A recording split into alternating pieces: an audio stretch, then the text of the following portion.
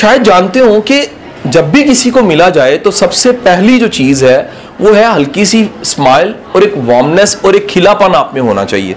ये भी आपका अच्छा इंप्रेशन बनाता है। लोगों को अंदाजा नहीं होता कि जब आप किसी को मिलते हो तो उसके जहन पे एक तासुर पड़ जाता है और वो फिर सारी जिंदगी उसी तासुर से आपको चलाता रहता है। बाज़ों का तासुर बदल जाता है, लेकिन ज्यादातर तासुर जो पहला तासुर है वही तासुर आपका बना रहता है। बेटे अपने चेहरे पे मुस्कुराहट रखा करें, किसी को मिलें वार्मनेस के साथ, खुशी के साथ, खुले दिल के साथ मिला करें। हम घुटे हुए अंदाज से मिलते हैं, हम बिल्कुल फकीरों की तरह मिलते हैं, हमारे कंधे इतने झुके होते हैं, हमारे चेहरे से लगता है जैसे हम पता नहीं कोई भीख मांगने आए हैं।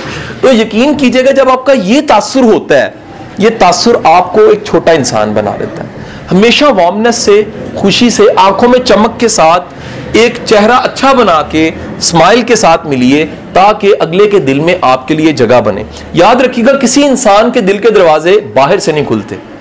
अगर आप में कोई खास बात है तो उसके दरवाजे अंदर से खुलते हैं।